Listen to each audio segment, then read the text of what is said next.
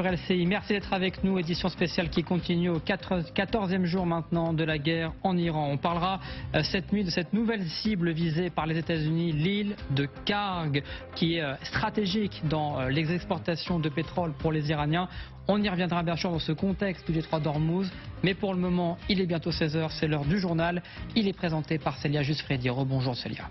Bonjour Quentin, bonjour à tous. À la une de ce journal, les 6 soldats blessés lors de l'attaque de drone sur la base Malakara en Irak ont été rapatriés cette nuit. Regardez ces images exclusives TF1 LCI. On y voit le lieu de la frappe. Cette frappe sur cette base franco-kurde où ont pu se rendre Liseron Boudoul et Pierre Humez. On le rappelle, cette attaque a fait un mort, le premier militaire français durant cette guerre. Les soldats sont actuellement pris en charge par des hôpitaux militaires parisiens.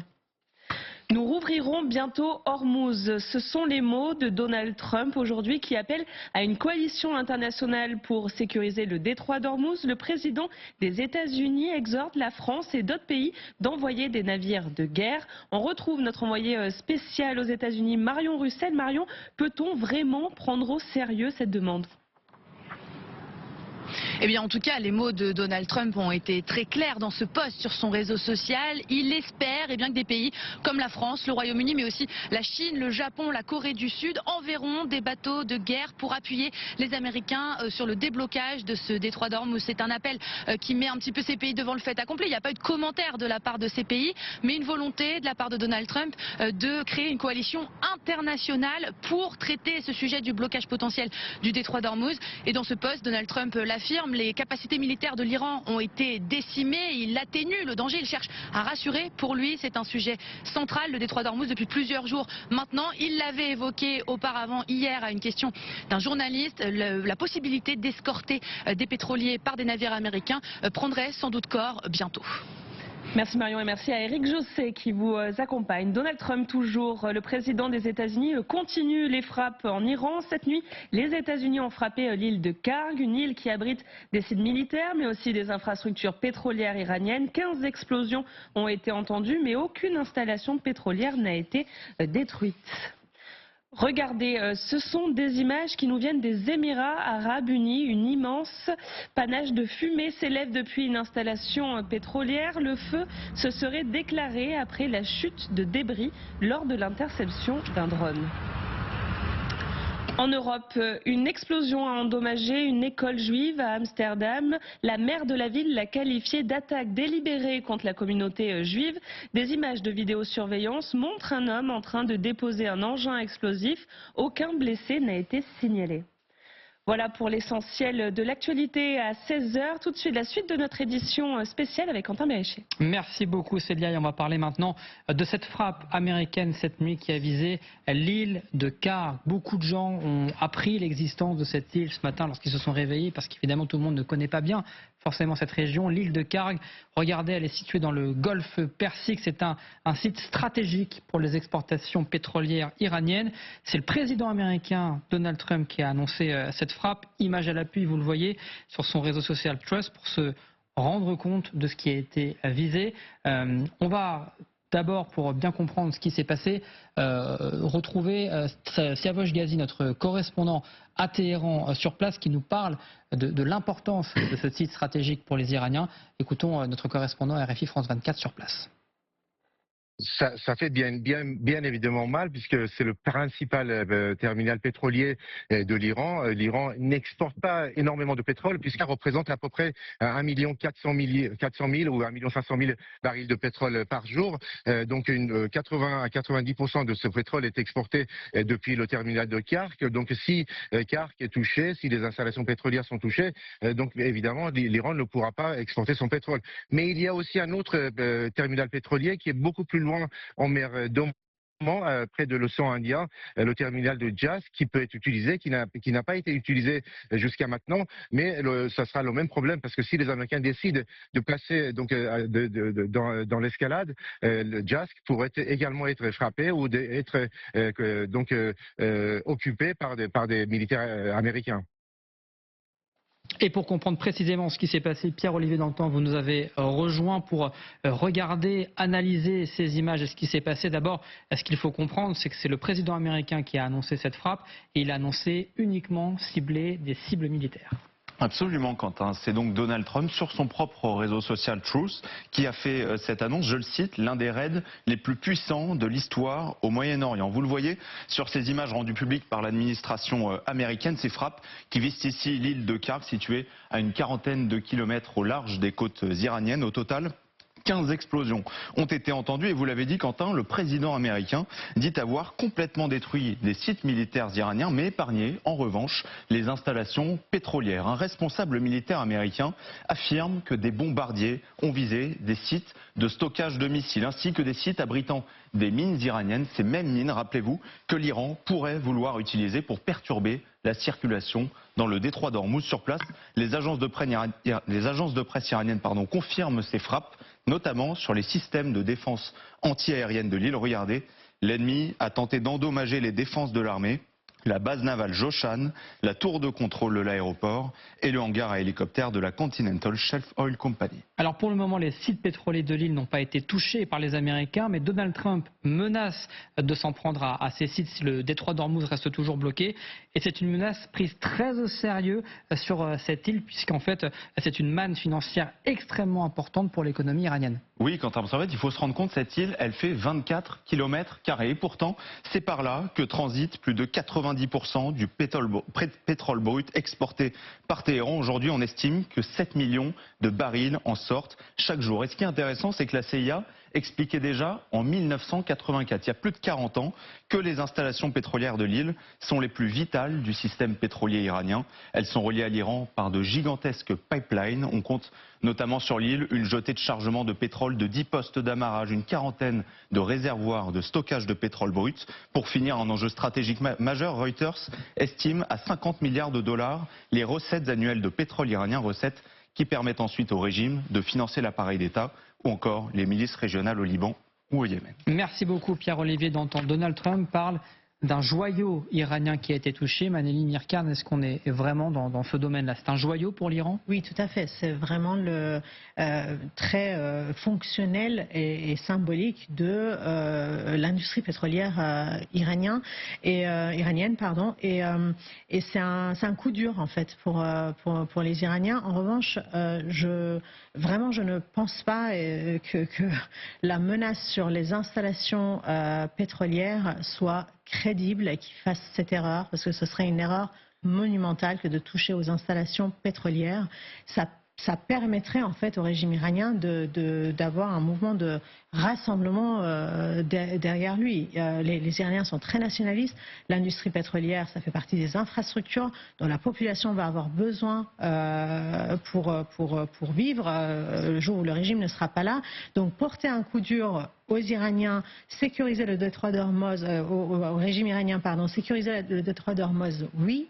Je pense que l'étape d'après pourrait éventuellement être une débarcation des forces marines sur l'île de Karg pour prendre le contrôle de ces installations pétrolières pendant le temps de la guerre. En revanche, les frapper, je pense que ce n'est envisageable par personne. Mickaël Benamou. Je suis encore une fois d'accord avec madame. Moi, j'y crois pas beaucoup à cette opération de débarquement sur Karg parce que le calcul coût-opportunité est vraiment pas bon.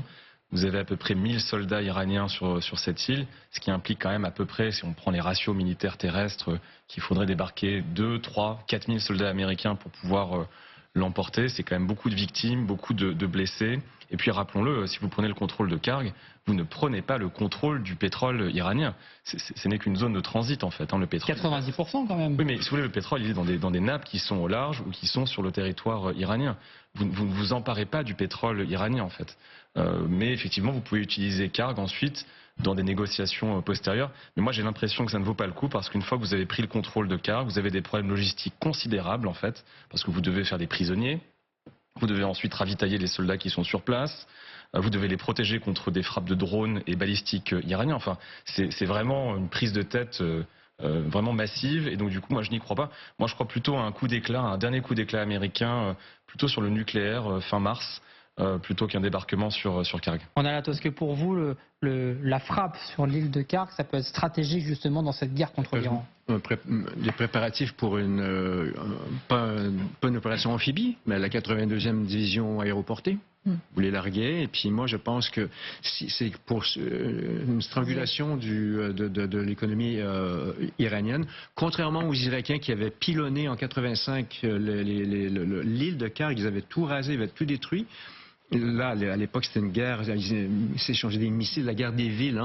Vous avez tout à fait raison, je pense que les Américains ne feront pas la bêtise de tout détruire pour ne pas se mettre les Iraniens à dos, mais prendre le contrôle de l'île, je ne sais pas, mais je pense que c'est faisable, probablement pas par une opération amphibie à cause du risque, parce qu'il faut qu'ils passent par Hormuz, mais avec des parachutistes. Et vous avez des divisions aériennes, c'est ce qui n'est pas facile, la logistique, après il faut les ravitailler et tout, mais moi c'est ce que je disais la semaine dernière, en tout cas c'est une des hypothèses que j'avance, 92e aéroportée, pourquoi? Pour Karg, pas pour aller chercher les 400 kilos d'uranium. Mais alors Sébastien Reynaud, ça paralyserait vraiment totalement l'Iran si jamais ces sites étaient frappés? Moi, je pense que déjà, l'île est paralysée, c'est-à-dire qu'on n'a pas besoin de s'en prendre au pétrole lui-même. Il suffit d'utiliser les utilities, comme on dit, c'est-à-dire tout ce qui est nécessaire pour pouvoir utiliser ce pétrole pour charger les bateaux, etc. À partir du moment où tous ces utilities sont endommagés, c'est-à-dire que le pétrole il est sur cette île, mais il ne peut pas être chargé pour l'exportation. Et là, on voit bien dans la stratégie américaine, si vous voulez, ils ont attaqué les cibles militaires, et là, petit à petit, on va vers des cibles civiles. Ils essayent de toucher au portefeuille iranien. Et toute la question sera de savoir dans les prochains jours, parce que là, on est le week-end. Vous savez, tous les marchés financiers, la plupart des marchés des matières premières sont fermés. Mais il faudra voir lundi le cours du baril de pétrole, parce que lundi, il va y avoir la réaction à toutes ces opérations qui ont lieu ce week-end. C'est toujours au moment du week-end qu'on s'en prend à ces questions de pétrole. Parce que pendant ces prochains jours, enfin c'est même sans doute ces prochaines heures, en tout cas les Iraniens l'ont promis, les Iraniens par réciprocité vont s'en prendre aux intérêts pétroliers dans la région américaine. Donc il va y avoir aussi sans doute des missiles, des drones qui vont se jeter sur des entreprises privées américaines qui sont dans la région. Et donc, si vous voulez, l'information qui va sortir de ces missiles, enfin de ces attaques, va perturber considérablement le marché des matières premières dès lundi. Et souvenez-vous, la petite crise de panique, enfin la crise de panique, l'une des plus grandes dans l'histoire quand même, la crise de panique a eu lieu dans les premières heures lundi matin en début de semaine. Et sans doute que la semaine prochaine, il faudra vraiment avoir les yeux rivés sur le cours du baril de pétrole, parce que dans les premières heures de l'ouverture de tous les marchés, on va voir un petit peu quelles sont les tendances pour les prochains jours. Alors justement, ce qui est très intéressant, c'est que vous avez parlé tout de suite des répercussions des Iraniens. Alors forcément, on sent que le pétrole iranien est devenu l'enjeu de cette guerre. En tout cas aujourd'hui, les regards se tournent justement vers cette denrée. Écoutez l'un des porte-parole des gardiens de la Révolution qui promet le feu et la terreur sur quiconque s'attaquerait justement à son pétrole. Écoutez cette réaction. En réponse aux déclarations du président des États-Unis d'Amérique, agresseurs et terroristes, nous déclarons qu'en cas d'attaque contre les infrastructures pétrolières, économiques et énergétiques de la République islamique d'Iran, comme nous l'avions déjà prévenu, toutes les infrastructures pétrolières, économiques et énergétiques appartenant aux compagnies pétrolières de la région qui détiennent des parts américaines ou coopèrent avec les États-Unis seront immédiatement détruites et réduites en cendres. Et cette réaction, elle a déjà commencé, parce que juste après, regardez le centre de commandement interarmée iranien qui a réagi, qui a renchéri. Nous informons les dirigeants émiratis que l'Iran considère comme son droit légitime de défendre son territoire en frappant les ports, les docks et les cachettes de l'armée américaine. Voilà pour cette réaction de l'Iran. On va tout de suite retrouver à Dubaï, justement aux Émirats, retrouver notre envoyé spécial Elisa Cléache pour comprendre qu'en fait, ces dernières heures notamment, des sites énergétiques, en tout cas on l'avait montré en image dans le journal tout à l'heure, des panaches de fumée ont été aperçus justement tout près de ces sites énergétiques ces dernières heures. Exactement, une installation pétrolière qui était ciblée dans l'est des Émirats Arabes Unis. On a vu, vous le disiez, ces panaches de fumée qui seraient dus à l'interception d'un projectile venant de l'Iran. Alors il y a encore un petit doute sur la nature de ce projectile. S'agissait-il d'un drone ou plutôt d'un missile? Mais ce qui est sûr, c'est que ça fait bien écho aux différentes menaces qui viennent de Téhéran, qui ont d'ailleurs, vous le disiez, averti les civils de ne pas s'approcher des ports, des quais, puisqu'ils sont, je cite, une cible légitime qu'ils pourraient frapper, puisque selon eux, ils sont un refuge pour les militaires américains. En revanche, ce qui est assez déconcertant ici, c'est que ces menaces, elles dénotent avec le sentiment des habitants ici, des civils, qui sont totalement censurés par l'État, qui n'ont pas le droit d'avoir accès à ces informations, qui n'ont pas le droit non plus de divulguer sur les réseaux sociaux des vidéos de ces explosions, sous peine de 50 000 € d'amende et de 2 ans d'emprisonnement. Merci beaucoup, Lisa Cléache. Arthur Stein, on sent vraiment que la guerre, ça n'y a pas d'arriver que maintenant, parce qu'évidemment, les pays du Golfe ont été attaqués dans les premières heures, mais on sent vraiment que maintenant, tous ces enjeux sur le pétrole s'étendent justement à tous ces pays qui sont juste à côté de l'Iran et ses alliés.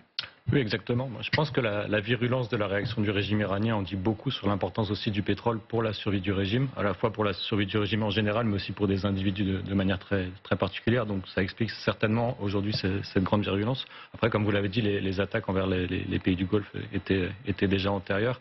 Et donc je pense que de la part des Américains, il y avait aussi cette idée de se dire, si nos partenaires, nos alliés ne peuvent pas exporter leur pétrole, il n'y a pas de raison que les Iraniens puissent continuer à profiter de cette manne qui, encore une fois, très certainement très importante pour la survie du régime. Donc je pense que c'est un jeu aussi à plusieurs niveaux. Et en plus de ces sites énergétiques, je rappelle également qu'un consulat émirati a été visé à Erbil en Irak ces dernières heures. On parle également de l'ambassade américaine frappée à Bagdad en Irak.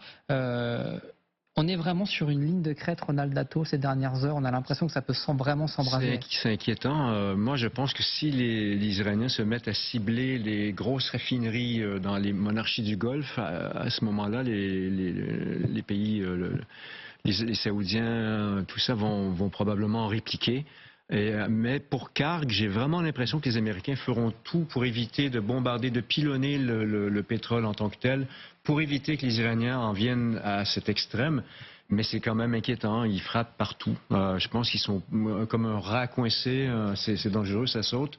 Et je pense qu'ils sont prêts à faire à peu près n'importe quoi. Sébastien Regnault, puis... Oui, on voit bien, il n'y a même pas le début du commencement de l'amorce d'une baisse de tension dans la région. C'est-à-dire qu'on a des discours extrêmement belliqueux, extrêmement martiaux de part et d'autre, parce qu'on parle beaucoup de l'Iran, mais vous avez vu les discours de Trump, il est que dans une espèce de rapport de force, même de vertige de son propre rapport de force. Et donc, si vous voulez, on voit mal comment il peut y avoir un apaisement des tensions dans la région. Et ce qui est problématique, c'est que beaucoup d'analystes économiques, là encore dans The Economist, beaucoup d'analystes disent que si le détroit d'Ormuz reste fermé jusqu'à fin mars, on va avoir des barils à $150. Et donc là, la crise pétrolière dans laquelle nous vivons aujourd'hui risque de prendre des proportions mais absolument considérables pour l'ensemble des pays de la planète. Manali Mirkan. Oui, alors moi j'aimerais un peu amener un peu d'espoir dans ce Il en faut. débat. Non, parce qu'en fait, il faut se dire que depuis quelques jours, maintenant depuis plus d'une semaine, on est très focalisé effectivement sur les agissements du régime iranien sur le détroit d'Ormuz et les pays aux alentours. Et on n'a pas d'image, on manque d'informations, il y a une asymétrie d'informations sur ce qui se passe en fait à l'intérieur du territoire iranien. Sur toute cette période, les attaques israéliennes sur les bases des gardiens de la révolution, sur les bases des forces de répression à l'intérieur, n'ont pas arrêté. C'est vraiment, ça se poursuit nuit et jour. Et en fait, les fondations du régime, de toutes parts, que ce soit les circuits financiers, que ce soit la force de répression, que ce soit vraiment au niveau des institutions de ce régime, le ministère de Justice, il y a eu des tentatives pour libérer des prisonniers. Dans le Kurdistan, ça a réussi. On a aussi un nettoyage massif des zones kurdes, en fait, de forces de répression et une coalition des Kurdes qui se met en place. Moi, je pense que dans l'issue de nos problèmes dans le détroit d'Ormuz n'est pas militaire dans le détroit. Moi, je pense que l'issue, c'est plutôt côté effondrement du régime qui ne veut pas forcément dire un changement de régime tel qu'on le fantasme en fait en disant ils partent et ça revient. Ce serait vraiment une émergence de l'intérieur d'une fraction qui pourrait venir en sauveur et qui pourrait commencer les négociations en donnant des garanties à l'international sur le nucléaire, en rendant les stocks. Donc il pourrait y avoir beaucoup de choses, mais pour que ça puisse émerger, il faut pousser le régime jusqu'à ce point de bascule. Et aujourd'hui, ce qu'on voit, cette tension, ce chaos, c'est ce rapprochement à ce point de bascule. Alors, bonne nouvelle, mauvaise nouvelle, mais je pense que on pourrait aller vers une issue... Mickaël Benhamou, je vous donne la parole juste après la pause, parce qu'on doit justement s'arrêter quelques minutes, mais je vous donne, promis, je vous promets, juste après, parce qu'on continue de parler de ces répercussions et de cet enjeu dans ce secteur, cette région du détroit d'Ormuz, avec, on le rappelle, cette annonce de Donald Trump qui annoncerait peut-être même, faut prendre du conditionnel, une coalition internationale pour sécuriser la zone. Restez avec nous, on en parle juste après.